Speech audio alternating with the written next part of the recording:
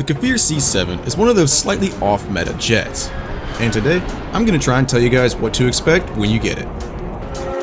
You little biatch.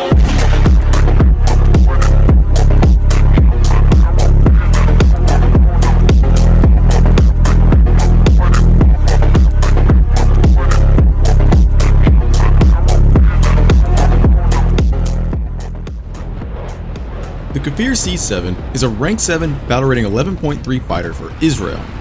And like I said a minute ago, it's a bit of an off-meta jet, and in just a minute I'll get to why I'm saying that. The Kfir C.7 has an adequate armament of two 30mm cannons, and you also get the ability to carry 4 AIM-9Gs. Now, at 11.3, the AIM-9Gs are definitely nothing to write home about, however, I still found myself getting quite a bit of kills with them. Being the longer range version of the AIM-9, the AIM-9G is sort of a missile that I feel catches people off guard sometimes because they don't really expect you to fire a missile from so far away, so they're not really paying full attention to you yet when you fire them. The AIM-9G also does not have a maximum G overload for when you're able to fire it, so you can be pulling 13 Gs if you wanted to and be able to fire off the missile, unlike other variants of the AIM-9. And with an aircraft like the Kfir with a huge delta wing and a really high angle of attack, this is a really nice characteristic to have. But as far as compared to other missiles at top tier, the AIM-9G is definitely not very good. It only has an 18G maximum overload, which, I mean, it's enough, but the target basically has to be paying no attention at all, and not to mention, this missile also is very, very attractive to flares. However, in the future of War Thunder, I'm sure there will be much more advanced missiles added, and I believe this aircraft is going to get some of those down the road a bit. And as far as ground loadouts you can carry, you can take out a whole lot of bombs and rockets. So, as a close air support aircraft, this thing would be really, really good. But I wouldn't know because I don't really play ground at all. So, now getting into the performance of the Kfir C.7. This thing has a really, really strong engine. I believe it's actually a General Electric J79, which is the same engine that's in the Phantoms. This engine is exactly why this thing accelerates faster than a MiG-23 MLD, which has dominated top tier for some time now. Along with that acceleration, this thing has an incredibly fast top speed. Mach 2 comes pretty quickly compared to every other top tier jet I've played. After all, this is one of the fastest planes in War Thunder. So the Kfir C.7 is obviously a delta wing fighter. So what exactly does this mean for flight performance? A delta wing fighter like this is going to bleed a whole lot of speed when you turn, and it will allow you to carry a very high angle of attack. This enables the Kfir C.7 to have some very good nose authority, which will allow you to get your guns on target more easily. But like I said a second ago, you're going to bleed all of your speed as soon as you turn, so you have terrible energy retention. But this thing has that really powerful engine, so you can get that speed back pretty quickly, provided that you're not turning. So what exactly does this mean for how this aircraft is supposed to be flown in War Thunder? Well, I haven't quite figured that out, because honestly, I was really struggling with this thing.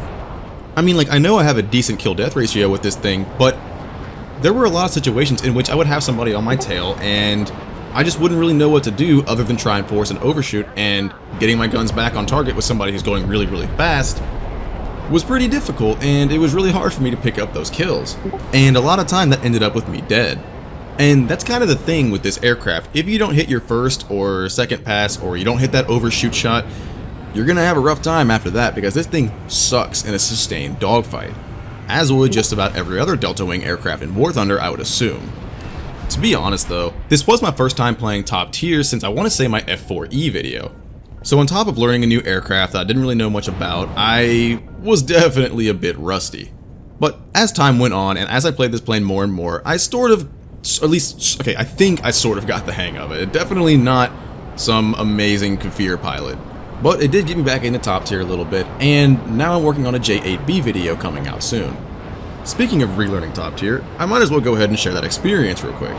The first 5 or 6 matches in the Kfir, I sort of found myself playing 11.3 battle rating like I would around the 7.0 to 8.0 battle rating, which that's not going to work out in top tier, and if you guys play top tier, you would know that.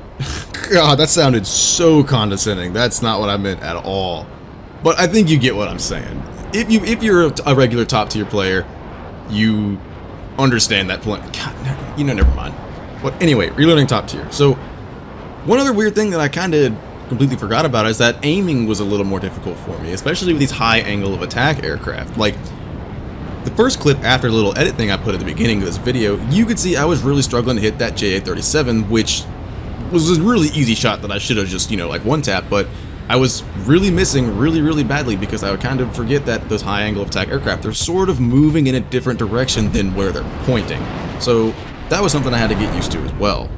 Oh, and also that whole thing, where you're not supposed to fire missiles when basically any of your teammates are in front of you.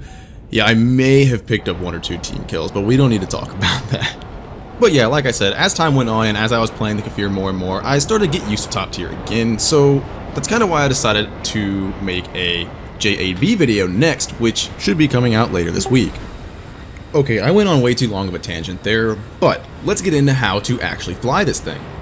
Now, even though this is a highly maneuverable aircraft, this is not a furball fighter at all, simply due to the fact that you bleed your speed so quickly that you're going to be a sitting duck with a couple of turns. Now, what does the Kfir C.7 have? It has that really fast top speed. I have yet to have anyone catch me when I have my afterburner on. No MLDs, no MLAs, nothing like that. So you're really fast, you have really good acceleration, and you can get to really high altitudes really quickly. So now I'm just going to give you a rundown of what I do, or what my normal match has started to look like. It's actually pretty simple. Get straight off the runway, put it in a 20-degree climb, and you're doing well over Mach 1 all the way up to 11,000 meters. I definitely don't go to 11,000 meters every single match because honestly it is a bit overkill to do that. But on the smaller maps I'll probably end up like 7 or 8,000 up, and by that point you're still probably well above everybody else. And at this point there's usually 1 or 2 players that are kind of away from the rest of their team. Hopefully it's just 1. If it's 2 I won't engage, but if it's 1 I will basically go full aggro on 1 player if I know I have enough time to take him out before his teammates come to help out. If I can't find anybody who's straggling away from their team a bit, I'll hang around way up high until the mass furball begins, and then I dive in and try and pick off people from far away with the missiles. Once I'm out of missiles, which I'm pretty liberal with my usage of the missiles, I don't really like save them or anything, I'll kind of just fire them off if I get a lock for the most part. And this will usually result in a couple of kills. Now, there is one big downside to flying like this, and it's that you kind of need to rely on your team to take out the majority of the enemy team, or at least keep the numbers of the players alive on both sides relatively close.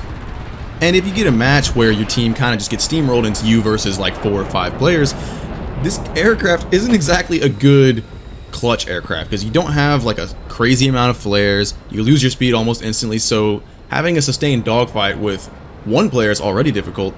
So imagine, having to do that with 3 or 4. I guess if I had to describe this aircraft's flying style in one word, it would be patience. You gotta be patient. You can't just go after the first person you see because you're gonna die, and then you will be sad. Okay, so perhaps I'm not the best at trying to explain how to fly a plane that I barely know how to fly myself. However, I do hope I at least helped somebody out there who has just acquired the Kfir C.7 or even the C2 because the same principles probably still apply. And that about wraps it up for this video. I'm curious what you guys thought about that little edit in the beginning. I had way too much fun making it, and I felt like a super cool dude, so you might end up seeing more stuff like that in future videos. So yeah, let me know what you think about that in the comments below, and leave a like if you liked the video, and if you want to see more, hit that MF subscribe button. God, dude, I still feel weird saying that. Alright, see you guys next time. Peace. You little biatch.